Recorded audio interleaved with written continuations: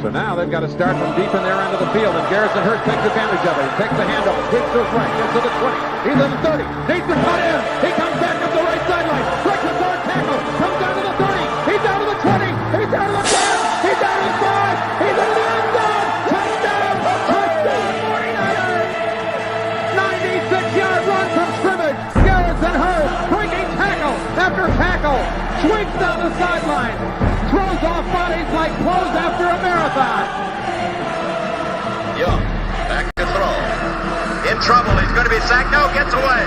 He runs, gets away again, goes to the 40, gets away again, to the 35, cuts back at the 30, to the 20, the 50, the 10. He died. Touchdown 49ers. Third down, Alex takes the snap. Alex looking down in post, and it's good. Touchdown! Touchdown 49ers! It is second down. Ryan takes the snap, throws the slant to the left side. It's Russell, intercepted. The 49ers pick it, and Navarro Bowman is redemption. Navarro Bowman running it all the way for the touchdown. No greater redemption. San Francisco 49ers. We can do whatever we want. Click, boom! What's going on, faithfuls? It's your boys Mike and Ali, and we are back to bring you guys right now what's going to be a Patreon exclusive. Maybe we'll release this later on to YouTube, but I plan on getting some hate off here. We're not going to go through formalities and none of that stuff. Y'all know who the man is to my left. That is the guard over, well, to my right on the screen, but I got to point to my left over here, so I'm going to point to him. My man Ali. Ali, what's going on, baby? My Seattle brethren right there. What's up, man? What's good, man? It's been a while. How are things with you? No, everything is good, man. Me and wifey are just now leaving the spot. We got about an hour drive back home, and I said, you know what, man? Let me see what Ali is doing. Maybe we can record a little something while we're heading, over the hills and through the woods back to my wonderful abode. Sounds. What about you, man? What's going? Listen, man. So right before we hit record, you were saying that your game day experience with me changed something again. Why don't you tell everybody what it is? Because there's a lot of people that may disagree with what you're saying, but I got to get your take out there, man. Yeah, when we went out to Seattle, you're like, yo, we gotta do Jersey Mike's. You're like, yo, I don't care the cost. You're like, yo, but I need you to try it. I'm like, oh man. I'm like, okay, let's do it. I'm not like. There isn't that many great sandwich places out here. Like, there's a couple, but like, so we had Jersey Mike's. We ordered a good spread, and man, it's just been ruined for me ever since because it's goated. That place is. I don't know what they do to their sandwiches, man. They sprinkle. That got made it with love. Whoever we're talking to, because we got a Mike's Way too. Yeah, that's right. Yeah, we put all the Mike's Way toppings on there. Yeah. And what's pretty cool about that place is it's a franchise, so I feel safe with it, right? Like, yeah. So, oh shit, damn, I didn't crash. Don't worry, guys. Like, I feel safe with it. It's one of those things where you go out sometimes, especially if you're a person that travels and you follow a team. Your mom and pop, your favorite place isn't going to be where you are. So, what's best to do is find a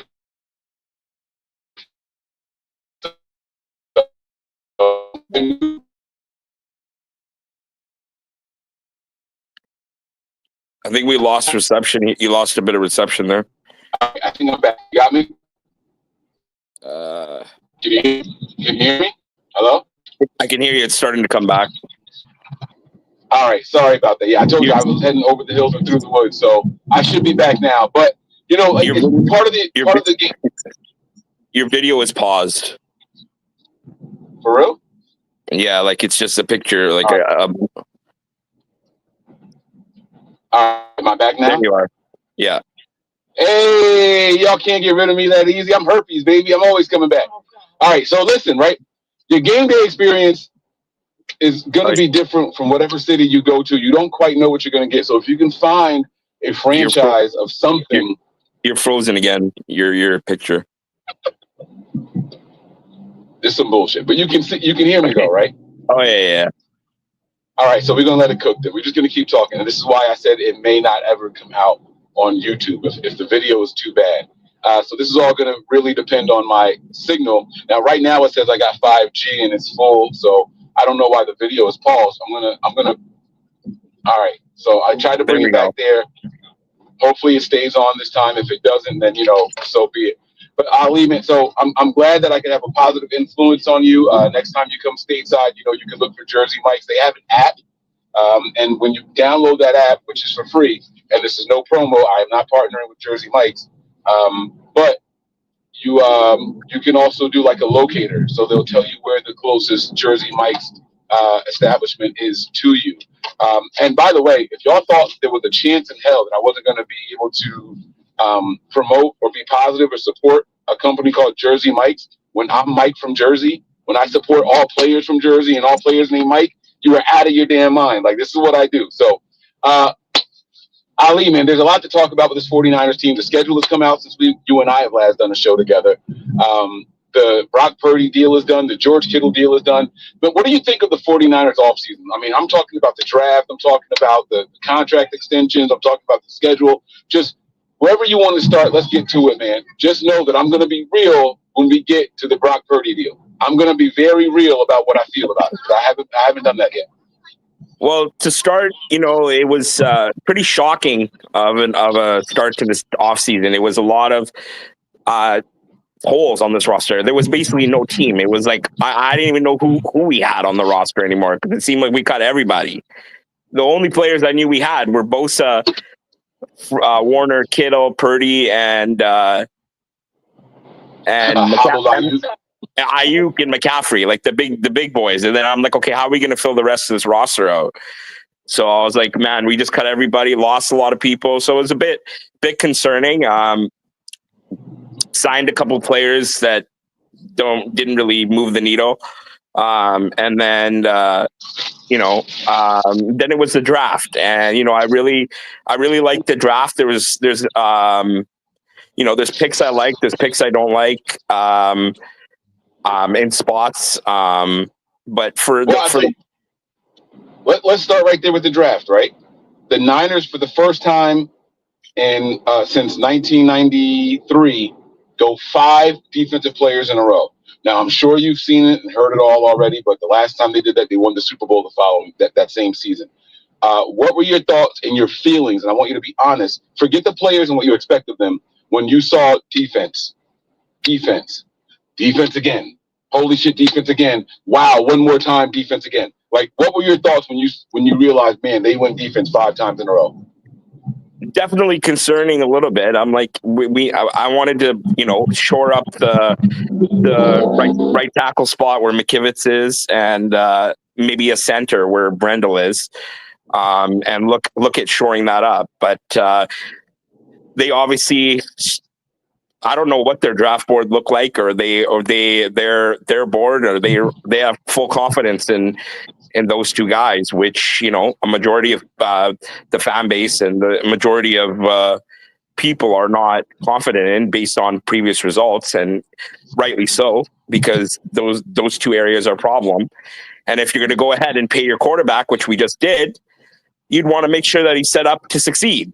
And now those 2 spots are question marks still. So definitely concerning that we didn't fill those spots, and we didn't really address either of those spots in the draft either. We after the draft we added some guys, but nothing. Again, these guys are just are Jags. They're just guys. Like they're not like someone that you could like fully rely on, or not someone where there's like a lot of hope and promise, like a rookie would be, or a surefire player that would come in there and fill that spot. So yeah, it was a little tough walking away knowing that we didn't get either a rookie that we saw a lot of upside in, or at least an established veteran who wasn't 30 plus years old. It seems like they just stayed away from that area, right? Like a sign to give us hope. They were like, yeah, no, just deal with whatever we got you. But the metrics later on come out. They show that the Niners had a middle of the pack offensive line, and they show like everyone's concerns were either Brendel or McKivitz, and they weren't as terrible as we thought when it comes to advanced metrics. So let's start right there, man. A lot of people are saying, man, the Niners' offensive line is trash. You hear Kyle and John go back and say, we don't agree with that. When you go back and break everything down, our offensive line really wasn't as bad as people say it is, and we believe in the guys that we have on the roster still. What say you? Bullshit? Are they just trying to sell us something, a rosy picture here, or do you think that maybe there's some truth to it? Maybe the Niners, well, forget what they believe. Maybe the Niners actually have better than what we let on. No, I think they're trying to sell us chicken salad and in fact it's chicken shit. You know what I mean? Got you. Like it's a concern. It's still a concern. It's something that is going to be a question mark all season. And now that you've paid your quarterback, and people are expecting your quarterback to go out there and earn that contract that he just got, you need to make sure that he's set up in the best way to succeed. So it's concerning. It's definitely concerning.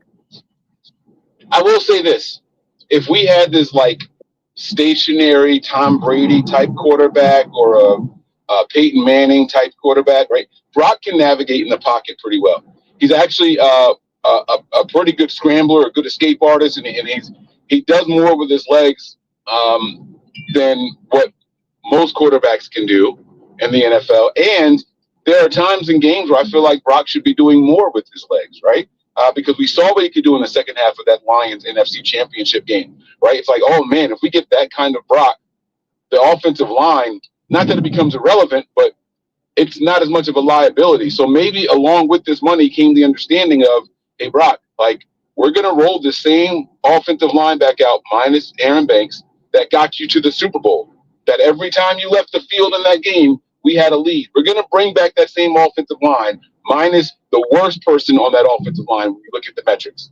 And so while we don't know what they're going to do with the left guard position, we do know that they're running it back with the same people, minus the worst person on that offensive line last year. And we're going to expect you to do a little bit more with your legs. We need your pocket presence to be a little bit better. We need you to be more decisive with your delivery. This is your fourth year in the system now. Kyle Shanahan has never, I repeat, Kyle Shanahan has never had a quarterback start for 4 years consecutively for him under center. This is going to be the first time. We are all about to experience something we've never seen before with Kyle Shanahan in his entire coordinator/coaching tenure in the NFL. So I think that they're going to put more on Brock Purdy, and that's why you sign a deal like this. Yeah. Yeah, I know. It's definitely like, I'm not mad at the picks that they took in going defense in terms of the player. It's just not addressing it. You know what I mean? Well, and so John Lynch and Kyle, they held their pressers at the end of the draft, and they said that we did have some offensive players on the board, but they came off a couple of picks before us, and we weren't going to go into panic mode and just take that same position that we were looking at. Now, they didn't confirm whether it was lineman or whatever, but we have to believe it was lineman. In fact, I believe it was the Raiders. I think it was the Raiders that took not one but two tackles before the Niners picked, and then all of a sudden there's a scramble. They move around a little bit, and then it's like, all right, we're going to settle with I believe that's when they took the linebacker. I think it was our third pick is when we took the linebacker, where the Raiders did that. Yeah. And so maybe that's what they were talking about. They didn't specify the position. They didn't specify the player that they took when they had the offensive position in mind. But one would have to believe that was it, right? Because that was clearly one of the bigger needs going into this. We needed defensive end. We needed tackle. They did that pick, the first and second pick. Then when it came time for the third pick, it's like, all right, they went linebacker here. And yes, we needed a linebacker, but what about the tackle position? And that's when the Raiders went back-to-back with tackles. So I think it was on their board. I think it was a need, but I love that they didn't overreach. I think they looked at the rest of the tackles and said, we either get them later or we will be okay without them. They didn't believe that anybody left in the draft was going to play better than what Colton McKivitz came to last year. Right. And I mean, that's their opinion, but they're wrong in their opinion, to be completely honest. Oh shit. Ali knows better than the pros. Here we go. That's what I'm talking about. Get in your bag, baby. Come on. Tell them how you really feel. I'm like, dude, like, we've seen the tape. Like, Kyle, just because Just because you see something some way doesn't make it right. Like just because they're pros and like other people have seen it and it's noted. There's game film. There's film out there of how these guys are getting blown up. The tape says differently, Kyle. So you're wrong. Yeah. Kyle's been this guy that really incorporates the advanced metrics and the PFFs and the DVOA and OPEO or whatever, all those stupid ass acronyms that are out there for whatever scientific method. Like, football people are football people. They watch the game and they can identify that guy is not good. Kyle doesn't seem to care about that. He said that guy can be good if we can throw the ball in less than 3 seconds. And that's what the goal of my offense is. Kyle's arrogance to not address it has cost us a Super Bowl. It's literally cost us a Super Bowl. So it's I got to give you pushback. I think the Niners win this last Super Bowl if the offensive line was healthy on the very last drive in overtime. I think that ends in a touchdown instead of settling for a field goal. But the problem was there was an injury. We got to remember that there was an injury, and Feliciano had to come off the field. Burford goes in and completely misses Chris Jones, and there were two receivers open to the right side. It just happens to be the same side that Chris Jones came from. There were not one but two receivers wide open, or pass catchers, I should say, that were wide open for the touchdown, and we walk off that Super Bowl with a victory if Feliciano was in there. So I can't blame Kyle's arrogance.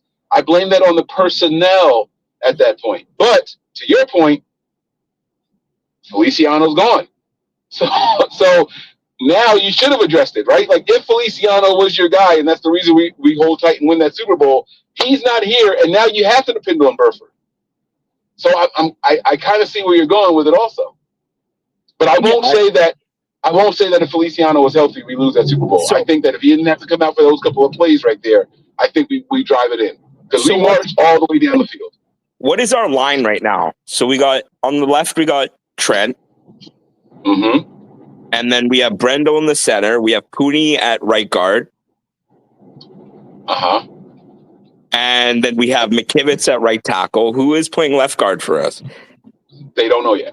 They haven't announced. And there's a lot of people out there that are under the impression, because that's where he played in college, that Pooney goes to left guard. Now, here's what I think happens. I think Pooney goes to left guard. I think there is a competition for center, maybe Matt Hennessy. Sean Hennessy, Matt Hennessy. His last name is Hennessy. I think he wins the center position, and they kick Brendel over to right guard. Because Hennessy was a good and starting center for the Falcons before the injury, and then Dahlman took over for him.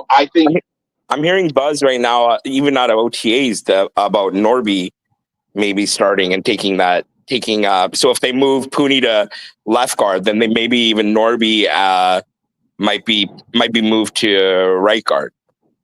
And right. So now your two best offensive linemen are on the same side, which is what has been the bread and butter of this offense for, when any year that we're good, the two best offensive linemen were playing next to each other on the left side. Right. So right. I mean that's fine with me. That's absolutely fine with me. I have no problem with that if that's how they run back. I mean that's Purdy's blind side, right? So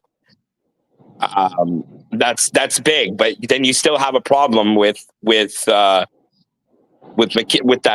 right side. That's where teams are going to be bringing the pressure from. They're not going to be coming from the left side. So then you throw a blocking tight end over there, and we saw that 2-year, $20 million deal that we gave to the tight end because we're tired of having to keep George Kittle in line instead of being a route runner, right, where he's really dangerous. I mean, he's dangerous as a blocker as well. So the Niners go out and they say, all right, we're going to get another tight end that's really good at blocking. We're going to overpay him because he's going to be an integral part to this offensive line going forward. Because that's what they did. The offensive lineman that they signed and gave that deal to, he's not a pass catcher. He's not a touchdown scorer. You know what I mean? Like, this guy, that's not his game. That's not his game, and it's never been his game. He's from Ohio State. That's not who he is.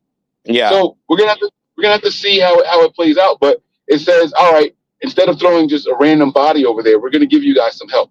They just paid a guy $10 million a year to be an extension of the offensive line. If they're going to throw him on the right side, then I say, all right, then that's it. That's a good Band-Aid, and that could actually help pay dividends. But now we have to run out there in 2 tight end sets if we still want to utilize George Kittle, which changed the personnel. Now we're going out with 2 wide receiver sets instead of 3. Right. You know, or no fullback on out there as a you know what I mean? So it changes the personnel that you're going to run out there, but it's something that we can definitely do. We saw that they tried to slowly phase Kyle Juszczyk out, right? So much so that they even let him test free agency. So it tells me that Kyle's thinking, I don't need to depend on the fullback. Maybe we can use a fullback on only 20% of our offensive plays then. So that's what that told me when they let Kyle Juszczyk test free agency and then ended up bringing him back later on. Exactly. I completely agree about that too. I feel like Juszczyk now brought back down on a cheaper deal too. Kyle's adjusting the way he's going to run this offense, which is exciting because there's no Debo and he's not going to be game planning his book. I have a feeling Kyle's like maybe tossed the whole playbook out of how he called the games last year and previously, and it's maybe drawing some like completely brand new stuff up because he's got completely different personnel. Now you have Jennings as your number 1 right now. You have Ricky Pearsall, who you're going to find out how to work into the system as a number 2. I'm not going to talk about Ayuk right now because he's not healthy. You have Kittle, who you're going to be now using as more of a route runner. You have arguably the best weapon in the league in Christian McCaffrey back in the fold. So you got to figure out, you didn't have him last year. I'm not going to count McCaffrey's games, whatever he played. He played 2 games, 1 game. I don't even know. That was not the same player that we're used to seeing. We're going to be getting a healthy Christian McCaffrey, the best weapon in the league. And he's going to figure out how to reutilize him in that system. We have depth behind him in Guerendo and Jordan James, which is good. And then we have we have all these other weapons. We have Demarcus Robinson is going to miss the first few games, but I'm excited to see what he can bring as a deep threat in the system when he's back. We have Cowing. We have there's exciting pieces to see how Kyle can reinvent himself and call games the way he used to call games back in early on in his days as a play caller during his time. He was so inventive. I remember a lot of games he would call would be like, holy shit, what the hell is that? Like just completely calling some stuff that would have defensive coordinators in their looking down at their play sheet and be like, hey, I didn't plan for this. Like, you know what I mean? Like we're getting absolutely torched right now. So I'm excited to see hopefully Kyle bringing that back and bringing back his inventiveness and creativity and utilizing these new pieces. I agree with you. There were 2 players that I hate to say I was happy that they left, but addition by subtraction. One of them being Aaron Banks, with just specifically how he played last year. I like Aaron Banks the year before. I thought he was one of our better offensive linemen the year before. And it's not a coincidence that we made it to the Super Bowl. Banks had a pretty good year 2 seasons ago, not last year so much. And we found out that he was playing through injury all year. And then Debo, right, where Debo kind of crippled, right? You talk about defensive coordinators going into their playbooks and having to make plans for Kyle and not knowing what's coming. But anytime you saw Debo line up in the backfield, it was like, all right, we can do this one with our eyes closed. And if they put the kibosh on it right away, Debo became nullified. He was actually a hindrance to the offense last year, in my opinion, more than anything else. And we needed him to step up in a big time way as a wide receiver in the absence of Brandon Ayuk, and he couldn't do it. Every time I saw Debo in that backfield last year, I just shook my head. I'm tired of having him in that position. So I mean, I don't want to get too much on Debo. You know, he was a great player for us. It was very exciting. He was a good player for us. Yeah, I would say he was great. I really appreciated what he did. He was not great. Stop it. He was not great. He was a gadget player for 1 year, and it was a good year for him. Yeah, but he wasn't great. Yeah, he had 4 years here. 5. He had 5 years here and 1 really good season. One great season. The rest of them were just okay. Cool. So he In was 5 years, he topped 1,000 total yards twice. Twice. What's the middle between good and great? Then we can settle on that. Really good. But yeah, no. So I think it's addition by subtraction in those two positions, the left guard position and then the Debo, which kind of crippled the playbook and the play calling. I'm excited to see Kyle get back into his bag the way that you said there. I like that a lot. But the one thing I want to disagree with you on that you said earlier, you said now we have Jennings as the number 1 wide receiver. I don't think that's the case. I think Jennings is the number 2 wide receiver behind Ricky Pearsall until Ayuk comes back.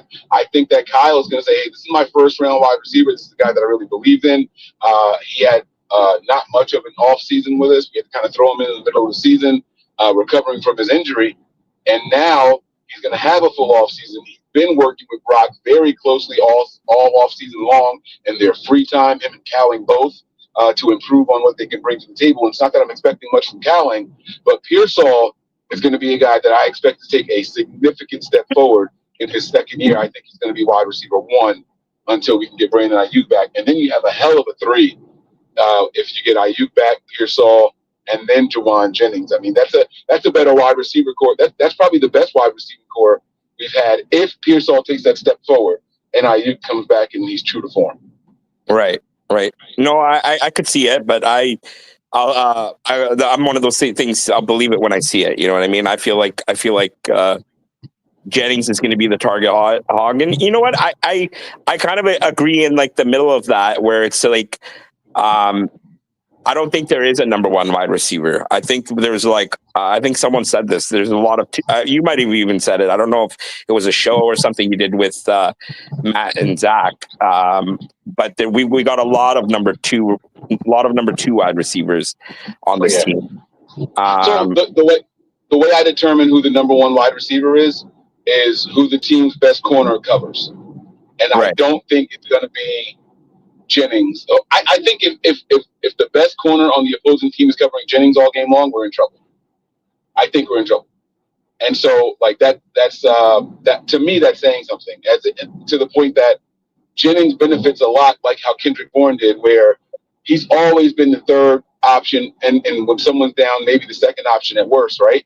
And so he's benefited from not having the man on the opposing team covering him. He's benefited from not having double and triple coverage for 40 or 50+% of his snaps. He's benefited from that. He's usually in a one-on-one situation, no blanket coverage on him, no one over top, no safety spying on what he's doing, because he lacks that speed and explosiveness, right? So he's benefited from that his entire career here in San Francisco, much like Kendrick Bourne. If that changes and teams start to bracket him and they start to put the number 1 guy on him, I think Jennings kind of fades away. He'll still get the same amount of catches, but the yards are going to be lower. The routes are going to get shorter, and he's definitely not breaking any tackles. I mean, one of my favorite things with watching Jennings, I think it was against the Eagles, he had this mean-ass stiff arm, and then he just runs for another 15, 20 yards, right? Like, you're not doing that to a number 1 corner. Yeah. You're not doing that with a safety on top of you also. He threw that guy off and then took off. But that's because there was no one over top. So, I don't want to argue about it. He's still a weapon. He's still very valuable. So I don't want to make it seem like I'm shitting on Jennings. I know that being the true X is not his thing. That's not his wheelhouse. That's all. Right. No, I agree. And so that was the draft and off season and the new play calling going forward. Now, shall we talk about the big news that's broke here about Hell yeah, man. Hell yeah, Greg Joseph, the Niners signed a kicker, right? Like that's the big news of the day from yesterday. Hey, that could be big news. He could be making some big kicks for us this year.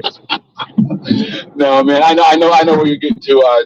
George Kittle and Brock Purdy both extended in this offseason, way before preseason, way before mandatory mini camps, and way before the season even starts, right? Kind of getting away from the way Niners have been doing business lately. And I think that this comes not by happenstance either. I don't think this is a coincidence, right? I think that Jed York and the organization were trying to earn a little extra cash in hand to improve because the Super Bowl is coming. We heard about some renovations being done as soon as the season ended for the Niners. They started taking down some of the stadium televisions and all that stuff, and they were working on big boards going all the way around the stadium. We heard how we have the most square footage for any stadium as far as big boards and TVs than any other stadium in the entire NFL. We have more square footage. Now, it's broken up a little different. We know that Jerry's World has the biggest single Jumbotron, but they're talking about all around the stadium. So there's no bad seat in the house. If you don't have a good seat of the field, you have a great seat, and you can just look up and see things clearly. Right. And so we know that they needed a little bit more cash in hand. So what do? They have to sell 6% of the team. Now, they announced that, and then the very next day they announced the Brock Purdy deal. Here's what I think happened, and then you can talk to me. I think that they were trying to tell these investors or these potential investors, hey, we're going all in, and you're buying into something that's going to pay immediate dividends, not dividends in 3, 4, 5 years. We're gonna do this the right way, and we're gonna get dividends. We are no longer dragging this thing out. We're going to extend the big names right now so that there's no distractions. We're going to be able to completely focus on the upcoming season from the time that we have to start doing the workouts, which start on the 27th. The mandatory mini camps would start at the beginning of June. And you guys are going to see those dividends pay off as early as this year. And so that's why they were comfortable selling 6% of the team to the three California families out there. And so the way you show that good faith is you talk to those guys behind the scenes. Listen, the Brock Purdy deal is done. We are finalizing some odds and ends on the guarantees and the injuries and all that stuff. And the George Kittle deal is done. And I think they confided in these people to say, hey, you can buy in. There will be no drama this year. I think it's why George Kittle goes out on his podium and says it's really good to be a part of an offseason where there is no quarterback drama. And I said, well, that's odd to say because Brock Purdy's deal wasn't done yet. Why would George say there's no quarterback drama? It's one thing about quarterback competition. The quarterback competition doesn't mean quarterback drama because there's drama if Brock Purdy decided, hey, I don't have a deal and I'm going to hold out. So I think that everyone knew that the deal was going to be done relatively soon, including the investors. And I think that's why everything was announced within a 2-week period. What do you think? Right. No, I think they definitely needed to get that finalized with the sale. And I think that's something that they've been working on I think the owner's been working on for quite a while. So I think, because that's such a big transaction. That's not something that just happens overnight. You know what I mean? I think this is something they've been working on for a while. So they needed to get that done. And then, pay our starting quarterback here for the San Francisco 49ers. And,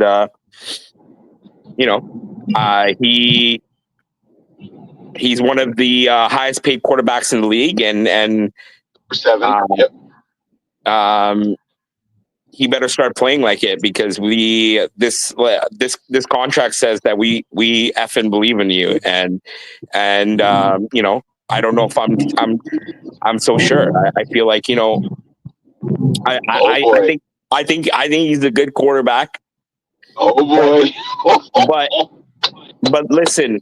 I don't want to have to look at the weather forecast every Sunday and see if it's raining.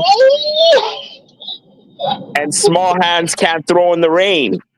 Talk your shit, baby. Let's go.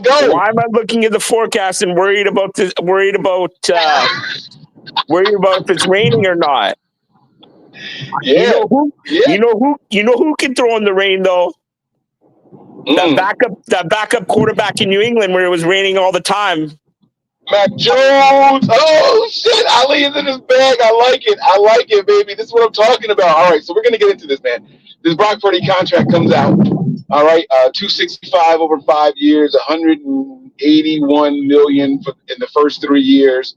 Or no, $165 in the first 3 years, $181 total guaranteed with injuries and all that stuff. And then it turns into a non-injury guarantee as time goes on if he doesn't get hurt. Either way, he's going to get that $181 really over the first 3 years. And you know what's interesting about those numbers that I haven't heard anyone say? When you look at the percentages of what he's going to be getting. Remember when we extended Jimmy Garoppolo, but you knew the Niners were kind of out. Like they had to extend Jimmy because of the time that was left and all that, but they weren't sure if he was like that guy or not. So they give him the deal, and Jimmy Garoppolo was the highest paid quarterback for like all of 5 minutes, right? But if you look at the percentage of the salary cap that it took up, it's very similar to what Brock Purdy's was. I mean, it wasn't like some groundbreaking contract that Jimmy Garoppolo signed. And at the time, he was undefeated, right? He had never lost a game in the NFL when he signed that deal. He was 7-0 for games that he started. One of them he didn't finish because it was with the Patriots. Brissett went in and finished the game, and he got the win added to his little tally there. But then there's the Brock Purdy. And Brock Purdy, let's be honest, he showed some concerns last year. A lot of batted balls at the line of scrimmage, couldn't get the ball over the heads of the defensive linemen. A lot of dirt balls, a lot of high balls across the middle. He started to show some signs that were, just for comparison's sake, Jimmy Garoppolo-esque, right? And the Niners still go out and extend him. But when I look at the percentage of the guarantees in this contract, when you look at the percentage of what that is to the total overall salary cap, it's not far off from what Jimmy Garoppolo got with his guarantees. So this tells me the Niners like you. I don't think this tells me that they love him. And I saw some tweets saying, oh, this deal tells me that the Niners love him. Yeah, not so fast, buddy. Not so fast. I don't know if this is love. This is we can win with you. This is, I believe we can even get to and win a Super Bowl with you. But I don't know if you're the guy for the next 10 years. Not that we need to see a 10-year deal, but the guarantee amount was really, really low, right? A lot of the guarantee percentage. There's a quarterback in the NFL where like 90% of his contract is guaranteed. Dak Prescott. Yeah. Right? Your video froze again. Of course it did. There you go. All right, there we go. Sorry, I know you hear this muscle car next to me. Pontiac is going crazy. You look at Josh Allen's deal, right? There's way more percentage guaranteed than what Brock Purdy's is. Joe Burrow's deal. All those guys, you look at the average per year, yeah, he comes in seventh. Most of those guys got more of their overall contract guaranteed to them. This tells me that the Niners like this kid. They can do with him. And if by chance he needs to be benched or pulled, they're not worried about eating those costs for the next couple of seasons. Right. What do you think of the Brock Purdy extension, man? I like it. What was it? It was a 3-year deal, right? Say that again. Was it? It was a 3-year deal or 4-year deal? No. No. He signed a. It was a 4-year. No, it was a 4 or 5 years. Hold on, I got it right here. Actually, I actually have it right here. Give me 1 second. So Brock Purdy's deal is. I'm going to pop it up on the bottom of the screen. It's going to be scrolling across, so you're going to have to read it. All right. There it is, right there. 5-year. 5-year, $265 million, average of $53 million a year. But again, it's really a 3-year deal with outs in the 4th year and the 5th year. And that's when you have to focus on the guarantees of the 181, 165/181 injury. And that's what I start talking about. It's comparable to the Jimmy Garoppolo deal. And we know that the Niners didn't mind not playing Jimmy Garoppolo. So what were your thoughts on everything? No, I mean the deal I'm okay with. It's a team friendly deal where there's outs in it. It's just literally it just comes down to like you're getting paid this kind of money. We believe in you, and this is what this is what I think the contract's saying. We believe in you, even though that we do still have some questions, but we believe in you into the fact that we're giving you this much money, this much guaranteed. Now go out and prove it. Like I said, I do not have to worry. We're going to be going to some cold weather places this year. We're going to be going to Cleveland. We're going to be going to Seattle week 1, but I don't know what it's going to be September in Seattle. You could get a rain game there. It's you get some odd rain games at Levi's. You get there's other games on the schedule. I don't have the schedule in front of me right now, but I'm worried about him having to throw in the rain. He hasn't proven that he can do that. And he's got also the Giants in week 9 at Life Stadium. That's an open stadium. Yeah. So there's questions that I need answered. And I want to know in those games how Kyle Shanahan calls the game, because if he trusts him, he'll let him loose. If he doesn't, it'll say a lot about how he feels about him. See, I don't know if I want to let him loose, even if he does trust him, right? So in my mind, the perfect bad weather game is if you trust your quarterback, it's closer to a 50-50 split between run and rush. If it's that you don't trust him, we're talking, 70-30 run. Christian McCaffrey's back, like you said. Isaac Guerrero, a proven guy behind the line of scrimmage right now.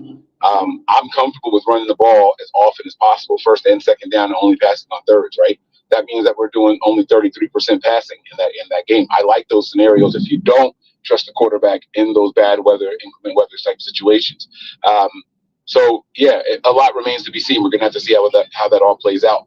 I think what this deal tells us is that we still don't know. That's what I think this deal tells us. We still don't know, and we're going to give you an opportunity. We're going to show you that we do believe in you. We do like you. We do know what you do well in our system, and that's worth the deal that we gave you. What we don't know is why you didn't break the record for the $61 million a year. It's why you didn't get 55, 56, 57, 58, 59 million a year. It's why you're down at 53 with guys who signed a deal a whole year before you, and you didn't surpass those guys. A lot of people are like, "Oh, see, he was working with the team." I don't think he was working with the team. I think that he knew that there was no one else bidding for him, right? He's under contract, so it doesn't matter what the rest of the league thought of you, and you're going to have to accept the best offer. When we put our foot down and say, "Hey, this is as high as we're willing to go, $53 million a year," you're going to have to take that. And he had no leverage. He had no bargaining chips. We brought in a guy from a draft that we were originally going to go after, and Mac Jones, and we also drafted another wide receiver. Now, you were drafted Mr. Irrelevant. This guy was not our last pick in the draft. And so you can take that for how you want to take it, right? Maybe they kind of hung that over his head. Maybe they were trying to say, "Hey, look, man, we did this with you, and you're Mr. Irrelevant. We picked this guy way before our last pick. So, what does that say? Take it as you want. Let that sit in the back of your mind. Let that encourage you a little bit. Let that feel like some fire behind you. You got a little bit of competition now." And I think that's what the Niners need to do. Yeah. Exactly. And that Mac Jones signing was so interesting to me. I mean, that signing is like, I feel like, if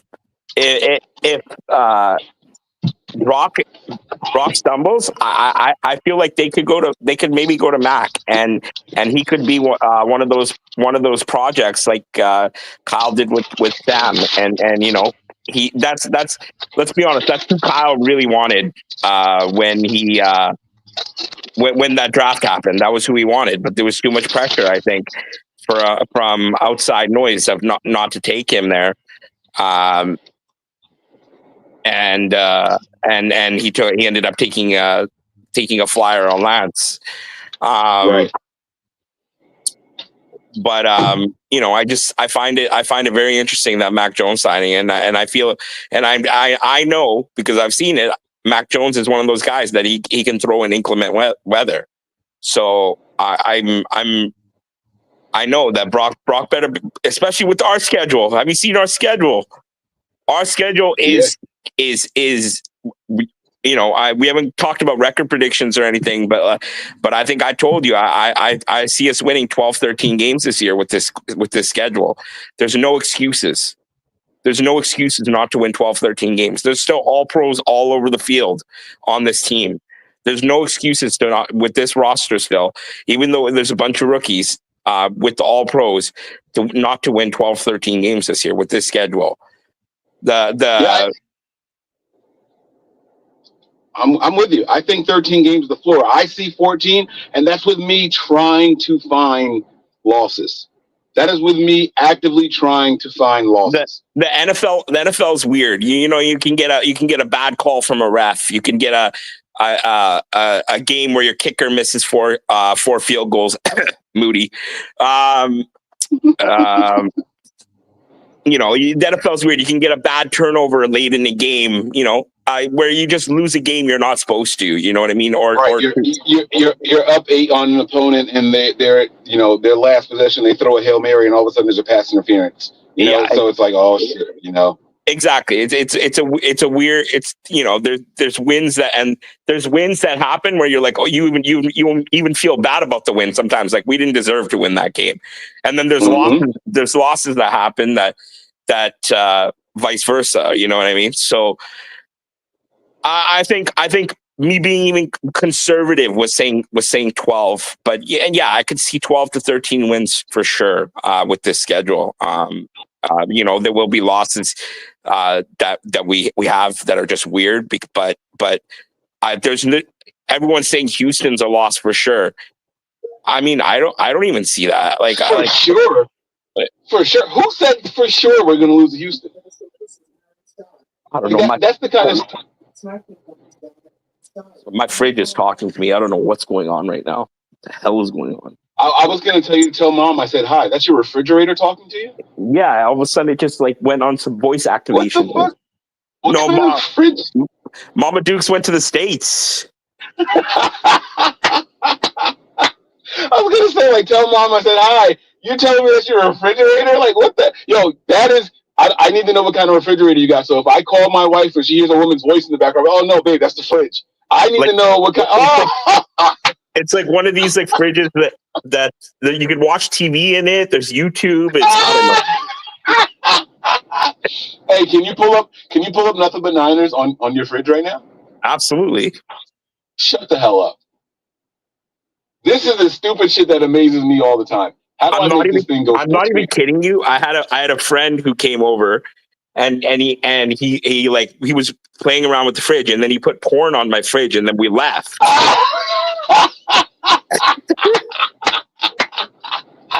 That's what I'm talking about. Wait, go ahead. You keep going. I'm going to give you a solo layout. And then my mom came home. She's like, well, she didn't even notice it.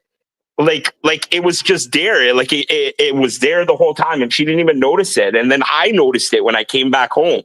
And then I was like, what the hell? Then I reamed him out. That is freaking hilarious, man. Are you kidding me? Yeah. Let me see some Nothing But Niners on the fridge. It's going to be a first on the show. 8 years in, and ladies and gentlemen, you're about to see Nothing But Niners on an appliance. Now we're talking. Now that's progress right there, baby. Let's see.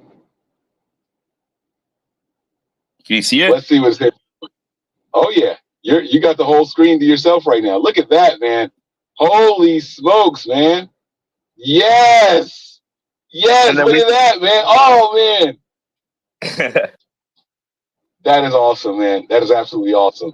I love it. All right, let me take you back off solo layout here.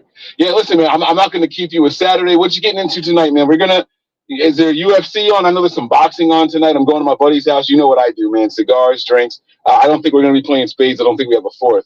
So I get to really relax and have a couple of brews. I'm watching golf right now. It's the PGA Championship. So I got just watching a little bit of golf here.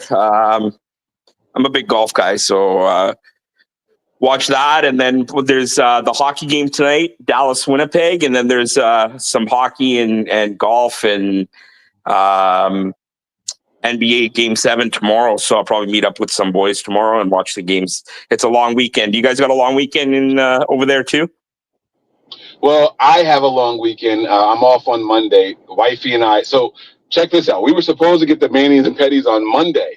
Mm-hmm. And so on the weekends, I'm renovating the inside of my house. My buddy and myself are working on, just redoing the whole house.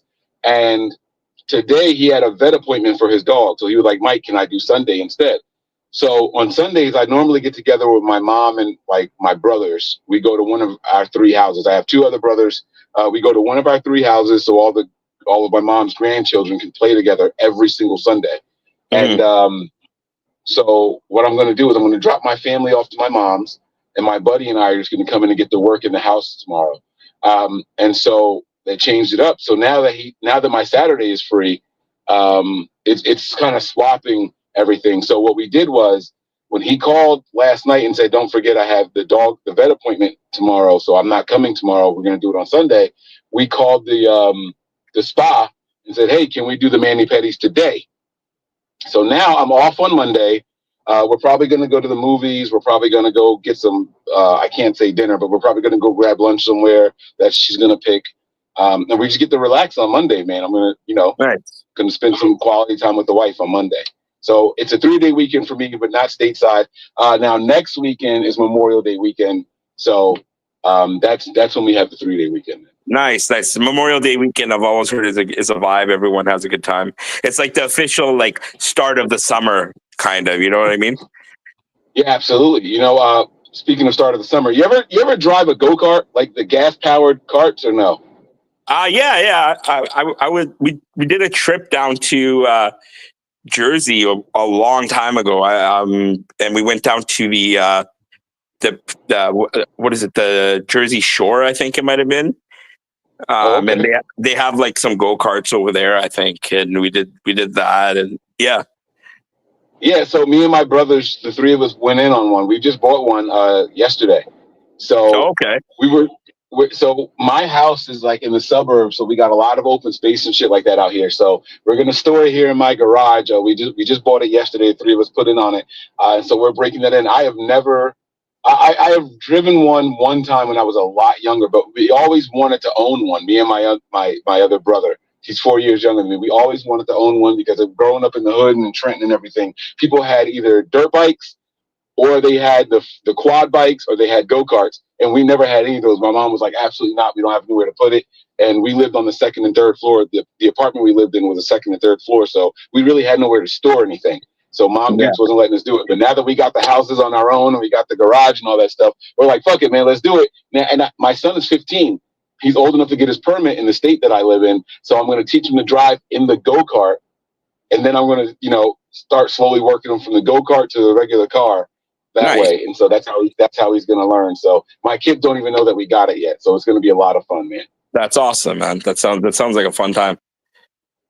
Yeah.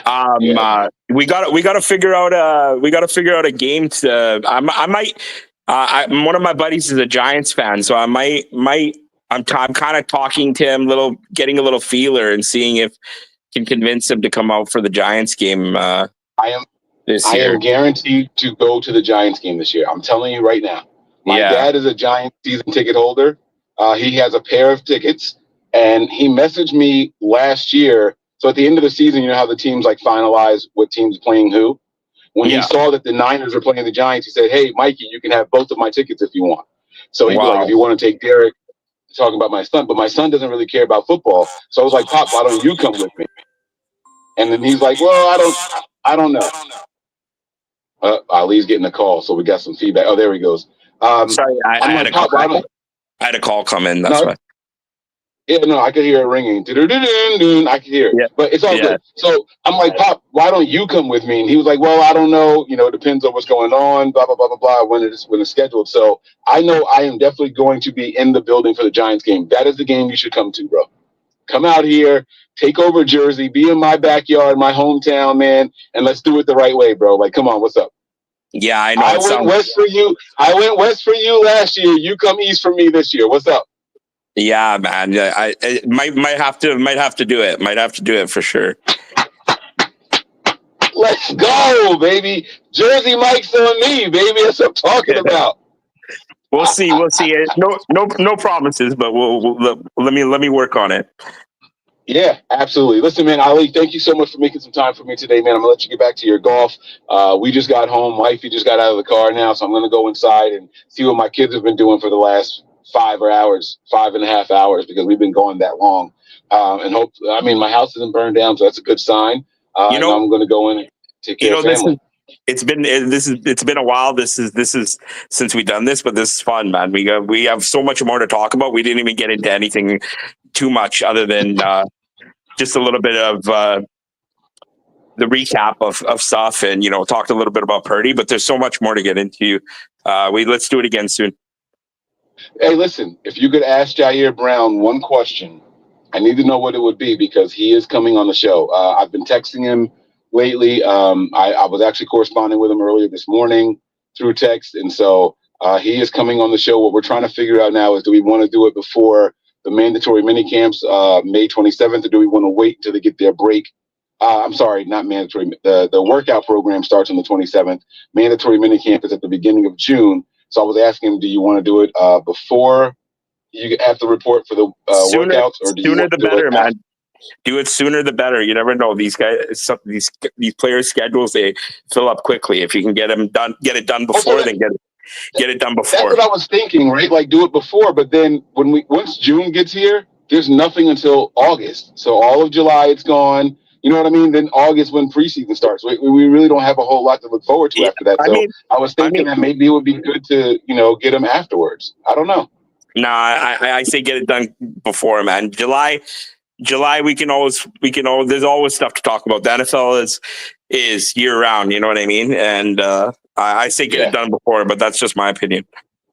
Well, I'm gonna see what he wants to do. He's the guest, so I'm gonna acquiesce to his scheduling preference. But what question would you ask him? And if you don't have one right now, it's cool. But I do want you to get it back to me, man. I'm gonna ask him one question from every person that I talk to. I'm gonna ask this question to about 5 people. If you could ask Jair Brown one thing, what would it be? So yeah, I don't have anything off bat, but just I want to ask him what his first impressions of Saleh is, and what is different that they've learned so far about how the defense is going to be run this year compared to Sorensen last year, and what is his first impressions about that. Okay, all right, I got it stored in right here. I got it locked in. I even know how to phrase it because you can't ask him about scheme and all that stuff, but without giving away key secrets to the defense and how it's going to work. What are some of the differences that you've noticed with how Saleh's going to do things versus how Sorensen or Wilkes did it the previous 2 seasons? So, all right, I got you, man. See, I'm already locked in, bro. I'm ready. Yeah. I'm ready, man. I'm in interview mode. And his first impressions of Saleh, like what's I want to see if he's already implemented. I want Jair to be like all gas, no brakes. That's the answer I want to hear. Yes, hell yeah. All right, I'm with you, bro. I'm with you. All right, guys, listen, we hope you all enjoyed today's episode, man. We had a lot of fun bringing to you Ali. Thanks again, man. Who are you going for in the Masters? I know you said that the golf is on right now. It's the PGA. I'm in a golf pool, so it's the PGA Championship. I took Scotty Scheffler this week, so he's tied for the lead or one back right now. I was gonna say he was doing pretty well too. So you got a good shot there, man. Yeah. So, all right, buddy. Well, listen, man. We'll talk soon. Faithful. We hope you guys enjoyed this one. We're gonna get up out of here. Prepare for glory. Anticipate pain. Yes, but always remain faithful. We'll talk to y'all soon, man. Peace.